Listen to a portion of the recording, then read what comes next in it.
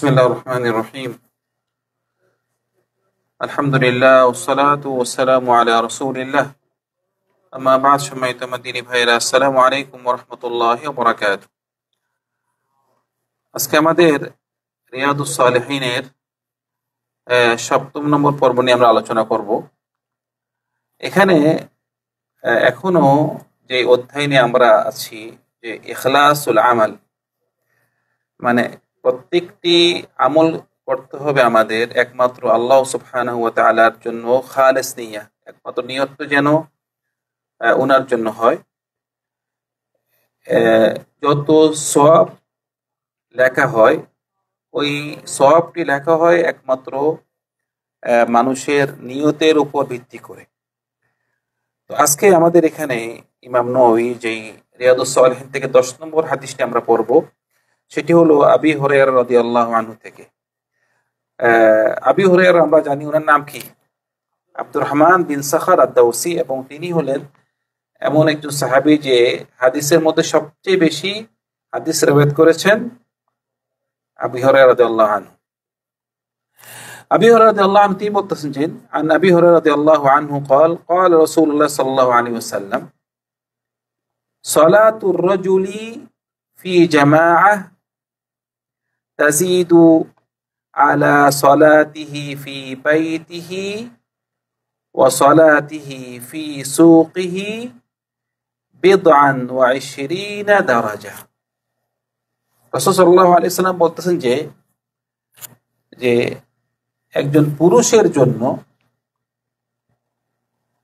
সে যখন মসজিদে জামাতের সহিত নামাজ পড়ে, জামাতের সহিত নামাজ পড়াটি সে একা একই যখন নামাজ পড়ে ঘরে অথবা বাজারে, ও একা একই নামাজ থেকে তার জামাতে নামাজ পড়াটি বলতেছে বিদআন ওয়া 20, মানে প্রায় আর কাছে পাওয়া যায় যেভাবে যে 25 অথবা 27, আমরা বেশিটাই ধরি 27 গুণ বেশি সওয়াব।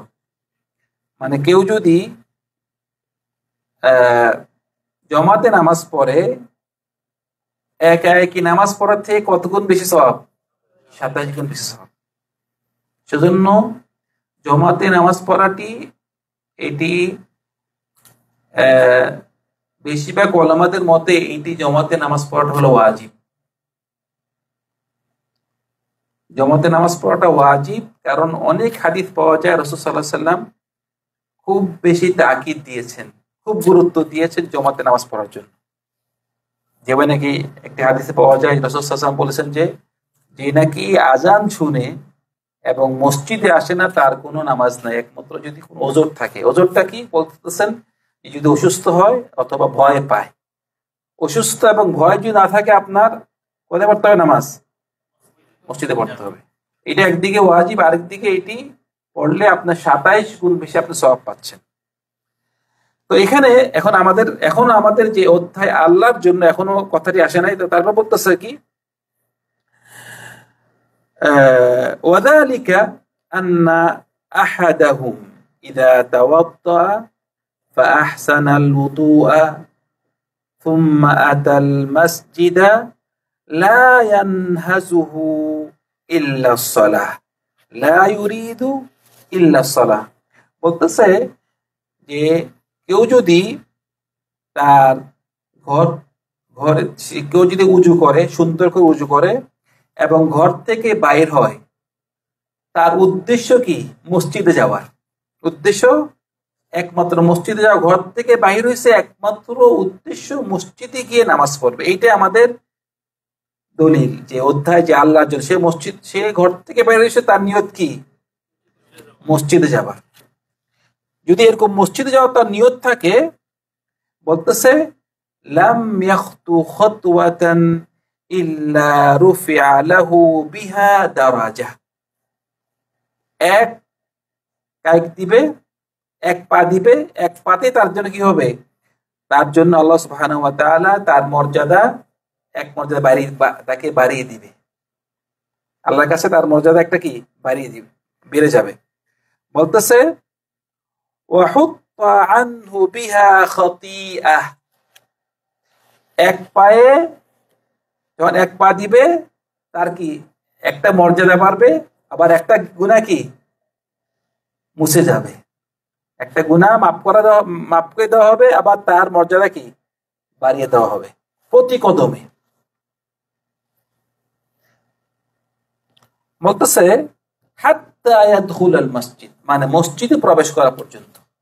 তো এই যে আমরা প্রতি কদমে আপনার গুনাহ মাফ হচ্ছে, আপনার মর্যাদা বাড়ছে, এটা যদি আপনার ঘর থেকে আপনি বাইর হন, আপনার উদ্দেশ্য কি থাকে? মসজিদ থাকে। কিন্তু আপনি ঘর থেকে বাইর হলেন, দোকানে গেলেন, তারপরে আজান দিল, দোকান থেকে মসজিদে গেলেন, তখন আপনার এই সওয়াবটি পাবেন না। ঘর থেকে বাইর হওয়ার যেই ঘর থেকে মসজিদ মানে দোকান পর্যন্ত, এখানে আপনার এই সওয়াবটি পাবেন না। কিন্তু দোকান থেকে যখন আবার মসজিদে যান, ওই সওয়াবটা পাইতে পারেন। কথা বুঝতে পারছেন আমার? মানে আপনি এই যে ঘর থেকে মসজিদ পর্যন্ত এই হেঁটে যাওয়ার যে সওয়াবটি পাবেন, যদি আপনার ঘর থেকে প্ল্যান থাকে শুধুমাত্র আপনি মসজিদে যাবেন নামাজ পড়ার জন্য। বুঝছেন তো কথা? আচ্ছা, আমরা বুঝতে পারলাম কেউ যদি ঘর থেকে বাইর হয় মসজিদে যাওয়ার উদ্দেশ্যে, নামাজ পড়ার উদ্দেশ্যে, তখন তার প্রতি কদমে একটি গুনাহ মাফ হয় এবং তার মর্যাদা বাড়ে প্রতি কদমে, যতক্ষণ পর্যন্ত সে মসজিদে না প্রবেশ করে। মসজিদে প্রবেশ করার পরে কি হয়? ফাইদা দাখালাল মসজিদ কানা ফিস সালাতি মা কানাতিস সালাতু হিয়া তাহবিসুহু। মানে আপনি মসজিদে গিয়েছেন, এতক্ষণ তো আপনি সওয়াব পাইলেন, মানে আপনার গুনাহ মাফ হইলো, মর্যাদা বাড়লো। মসজিদে গিয়েছেন, 2 রাকাত নামাজ পড়লেন, তাহিয়াতুল মসজিদ, পরে বসলেন। এই যে বসে আপনি জমাতের অপেক্ষা করছেন, আপনি বসে আছেন কিন্তু ফেরেশতারা লিখতেছে আপনি নামাজ পড়তেছেন। ঠিক আছে? মানে যেহেতু আপনি নামাজের জন্য অপেক্ষা করতেছেন, আপনার জন্য কি এখানে লেখা হচ্ছে? নামাজের সওয়াব লেখা হচ্ছে। ওয়াল মালাইকাতু ইউসাল্লুনা আলা আহাদিকুম মা দামা ফি মাজলিসিহি আল্লাযী সাল্লা ফি। আচ্ছা, একটা তো হলো আপনি যখন নাকি জমাতের জন্য অপেক্ষা করবেন, তখন কি হবে? কি লেখা হবে? নামাজের সওয়াব লেখা হবে। আচ্ছা, নামাজ পড়েছেন, নামাজ পড়ে আপনি বসে আছেন আপনার জায়গাতে।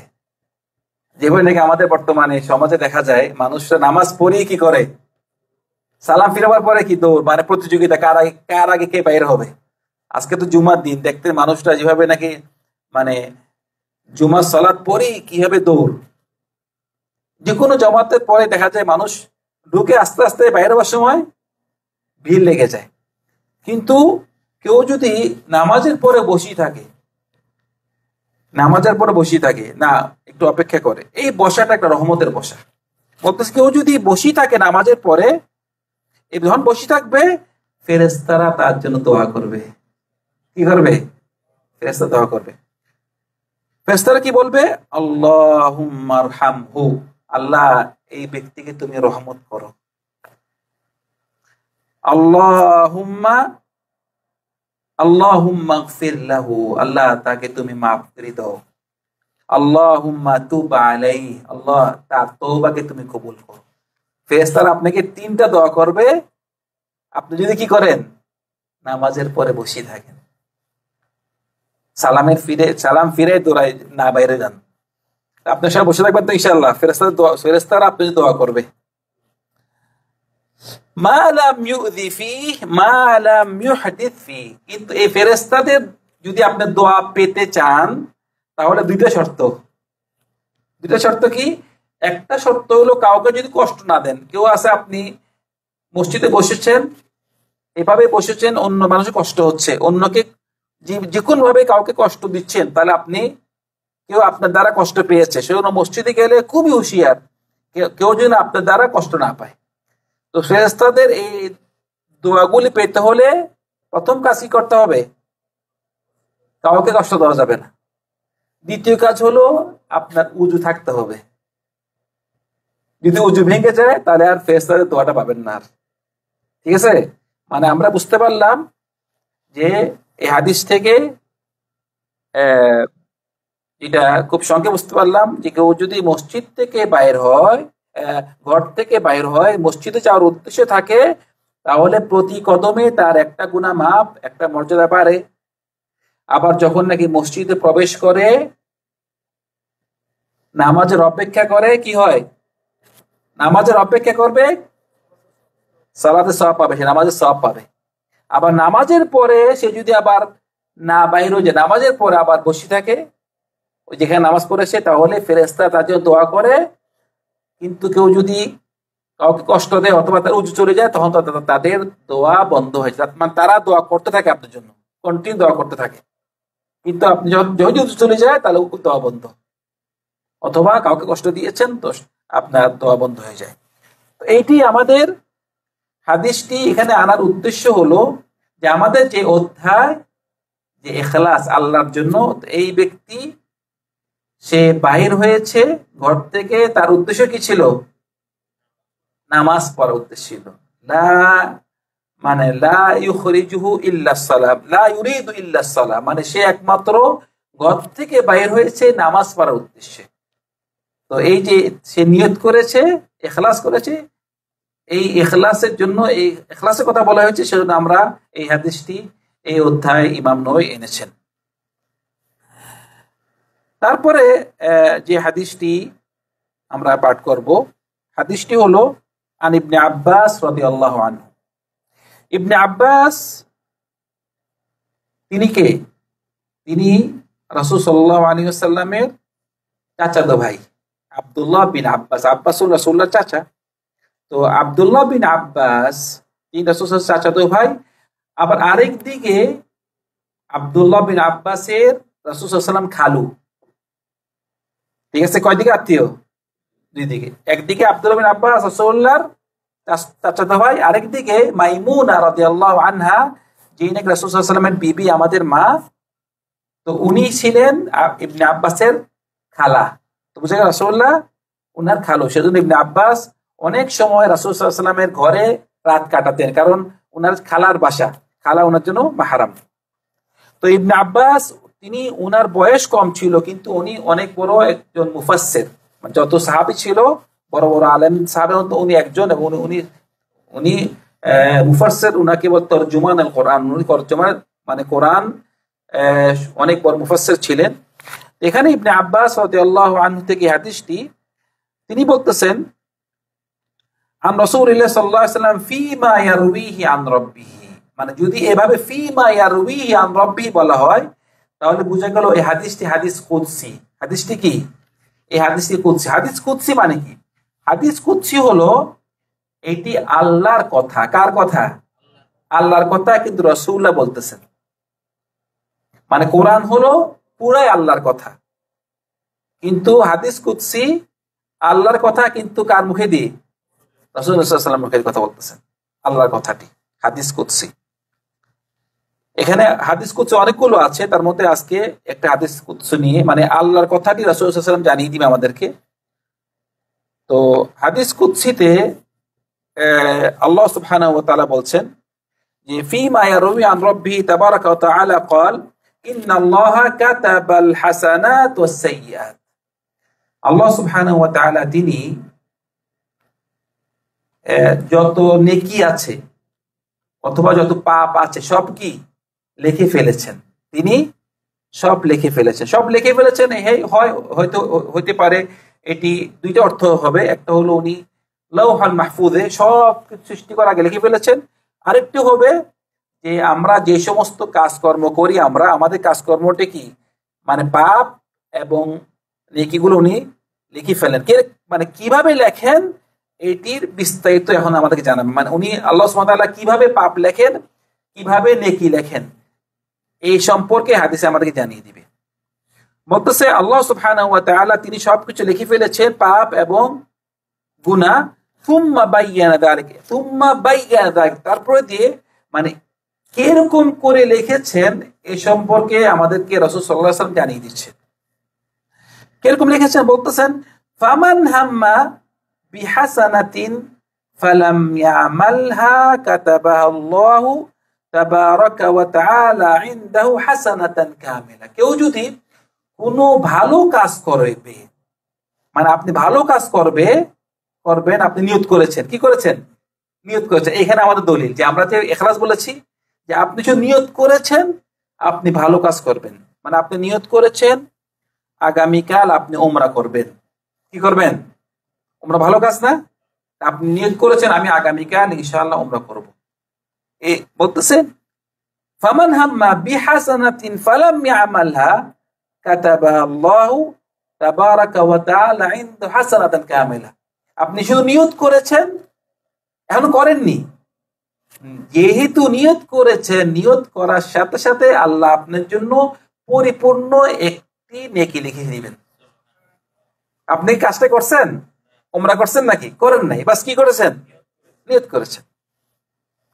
বলতেছে ওয়াইন হাম্মা বিহা ফাআমিলাহা কাতাবাহা আল্লাহু 10 হাসানাত ইলা 700 ضعف ইলা আদআফিন কাসীরা। হ্যাঁ, আর যদি সে ওই কাজটি করে ফেলে, তাহলে আল্লাহ সুবহানাহু ওয়া তাআলা একটি নেকির জন্য কয় নেকি দিবে? 10 নেকি। আবার 10 নেকিকে উনি 700 গুণ বেরিয়ে দিবে। আবার 700 গুণকে আরো অনেক বেশি বাড়িয়ে দিবে, এটা লেখেই না যে আরো বাড়িয়ে দিবে। তো বোঝা গেল যদি আপনি পাপ করেন, পাপের জন্য কি একটা পাপের জন্য এক পাপের কথা আসে নাই, কিন্তু বলতেছে যদি আপনি ভালো কাজে নিয়ত করেন, নিয়ত করলে একটা নেকি, নিয়ত করেছেন আবার করেছেন ওই ইবাদতটি ভালো কাজটি, তাহলে আল্লাহ সুবহানাহু ওয়া তাআলা একটি ভালো কাজের জন্য দিবে কয়টা নেকি? 10টা নেকি। আবার 10টা নেকিকে 700 গুণ বাড়িয়ে দিবে, আরো অনেক গুণ বাড়িয়ে দিবে, অনেক বেশি বেশি গুণ বাড়িয়ে দিবে ভাই বলেছেন। মানে আল্লাহর যে কত রহমত, কত ফজিলত আমাদের উপরে। তারপরে বলতেছে ওয়াইন হাম্মা বিসাইয়াতিন ফালাম ইয়ামালহা কাতাবাহা আল্লাহু ইনদাহু হাসানাতান কামিলা। এটা আশ্চর্য, যদি আপনি কোনো খারাপ কাজ করবেন, নিয়ত করেছেন এবং ওই খারাপ কাজটি করবেন, নিয়ত করেছেন, পরে আবার বললেন যে না করব না, আল্লাহ হারাম করেছে, আল্লাহর জন্য ওই খারাপ কাজটা ছেড়ে দিলেন, আল্লাহ সুবহানাহু ওয়া তাআলা আপনাকে ওই যে ছেড়ে দিয়েছেন আল্লাহর জন্য কি করবে? সেখানে একটা নেকি দিবে। মানে আপনি নিয়ত করেছিলেন কি ভালো কাজ না খারাপ কাজ? খারাপ কাজ। কিন্তু যদি আল্লাহর জন্য ছেড়ে দেন, তাহলে আপনি খারাপ কাজে নিয়ত করেছেন, ছেড়ে দিয়েছেন, আল্লাহ সুবহানাহু ওয়া তাআলা কি লিখবেন? নেকি লিখবেন, এখানে সওয়াব লিখবেন। তো এখানে খারাপ কাজ ছেড়ে দেওয়ার 3টি সুরত আছে। কয়টি সুরত? 3টি সুরত। এক ব্যক্তি যেমন ধরেন সে মনে মনে নিয়ত করলো সে চুরি করবে, কি করবে? চুরি করবে। মানে 3জন ব্যক্তি, যখন 3জন ব্যক্তি দেখেন, 3জন ব্যক্তি মনে মনে নিয়ত করেছে সে কি করে, তারা কি করবে? চুরি করবে। একজন ব্যক্তি সে নিয়ত করেছিল চুরি করবে, কিন্তু সে আল্লাহর ভয়ে সে বলছে না চুরি করব না, চুরি ছেড়ে দিল, তখন তার জন্য কি লেখা হবে? একটা সওয়াব লেখা হবে। আরেকজন ব্যক্তি সে নিয়ত করেছিল, পরে দিয়ে সে করে নাই আর কি, মানে চুরি করলো না আর কি, মানে আল্লাহর জন্য না, চুরিও করে নাই, এমনি আমরা চুরিটা করলো না, তখন তার সওয়াবও হবে না, গুনাহ হবে না। কিন্তু আরেকজন ব্যক্তি সে নিয়ত করেছে এবং ওইটার জন্য পুরোপুরি প্রস্তুত নিয়েছে, মানে চুরি করার নিয়ত করেছে এবং ঘরে গিয়েছে, মানুষের ঘর ভাঙছে, দরজা ভাঙছে, ঘরে ঢুকছে, কিন্তু যে নাকি ঘরের মালিক উঠে গেছে, পরে যে চুরি করতে পারে না, পালাই গেছে। মানে সে সব কাজ করেছে, লাস্টে দিয়ে চুরি করতে পারে নাই, কিন্তু কাজগুলো কি চুরির মানে পূর্বে যে সমস্ত কাজ সবই করেছে, কিন্তু লাস্টে যাই চুরিটা করতে পারেনি, তখন তার জন্য একটি গুনাহ লেখা হবে, কারণ সে নিয়ত করেছে এবং নিয়তের সাথে কাজও করেছে। যদিও সে ওর পুরাপুরি কাজ হয় না, কিন্তু নিয়তের ওই পাপের পূর্বে যে সমস্ত কাজ সব করেছে সে, কিন্তু লাস্টে তার পাপটি হয়নি। ঠিক আছে, যেভাবে আমরা বলছিলাম যে 2জন মুসলিম যদি মারামারি করে, 2জন কি বলছিলাম গত সপ্তাহে যে দুইজন যদি মারামারি করে, দুজন কি, একজন একজন খুন হয়েছে, একজন খুনি, একজন মৃত, একজন জীবিত, দুজন কি জাহান্নামে যাবে। যেমন সাহাবারা বলতেছে ইয়া রাসূলুল্লাহ, যে নাকি খুন করেছে সে জাহান্নামে যাবে, যে নাকি খুন হয়েছে তার দোষ কি?